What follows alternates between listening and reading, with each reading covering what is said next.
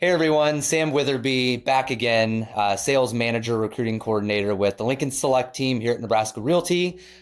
Really pumped and excited to talk with you guys today and gals about something in sales in general is really a huge thing, but in real estate it seems to be very prevalent, and that is the misconception of cold calls and the fear and anxiety that comes with it. So I'm going to talk through 4 tips and tricks today with you that I think will give you a different view and hopefully a different outlook on picking up the phone and setting those appointments. First step is mindset.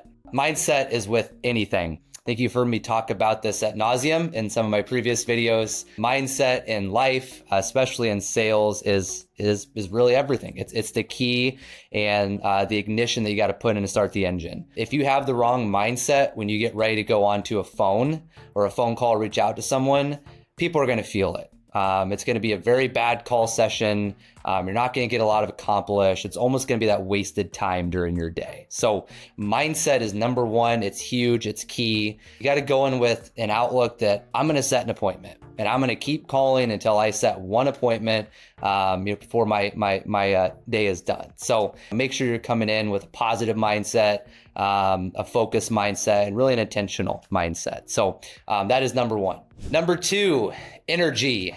Have to bring the energy. People will feel it through the phone. If you are laxing, if you're tired, if you're crabby, angry, whatever it is, people can feel that emotion through the phone. It's just facts.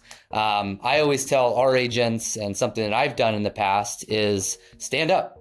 Get the blood flowing, move around the room. If you're seated in a chair in a position where you're comfortable, that's going to dictate your energy. You're going to be comfortable. You're not going to be excited. You're not going to be happy.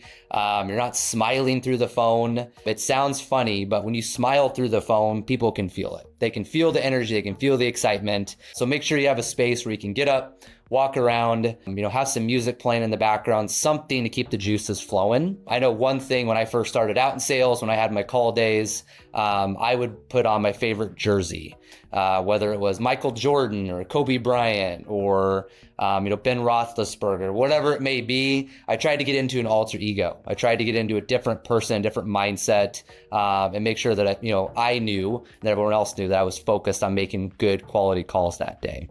So number 2 is energy. Number 3 is have a plan, have a purpose. Why are we on the call today? Who are we calling? What are we talking about? And what is the goal? If you don't have a purpose, then having the right mindset and the right energy go out the door. You have to know your plan of attack, your list of people that you're calling, what the call is, whether it's a follow-up cold call. There's going to be a lot of different ones. You got to make sure and have detailed notes. And if it's a new person that you're reaching out to for the first time, it may help to have a script. If you're not comfortable yet, just going off on your own, make sure that you have a short, concise script in front of you that you can read off, and it's one that you've created, something that sounds like you and it doesn't sound like someone that is reading from a script. People can definitely feel that on the phone, and you're probably going to get a click right away. They're not going to let you continue. So make sure to have a plan, have a purpose, know who you're calling, why you're calling them, what the end goal is. That way the call is productive, that you can at least take something away from it. So number 3 is have a plan or purpose of why you're calling. All right, the last and final step, number 4, personally, it's my favorite. It's something that I enjoy just in general, but it's building a connection. Building a connection, building a rapport with the person on the other side of the phone. I cannot tell you how many times people come to me and they're like, I don't want to make cold calls. I don't want to be pushy. I don't want to be salesy. And I simply just tell them, your goal on this call is not to sell anything. I want you to build a connection. I want you to get to know them. I want you to listen. I want you to ask questions so you understand what their motivation is. In terms of real estate, there's always a motivation. Why do you want to sell your house? Why are you looking to buy a house? You got to dive into it.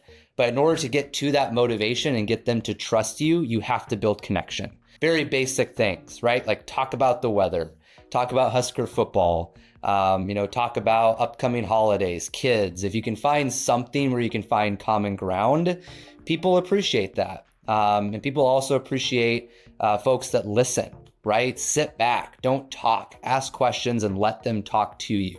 You'll find way more value and way more information by just sitting back and listening. And make sure when you are listening and you're taking notes, make sure you recap what they're saying back to you so they know that you're listening.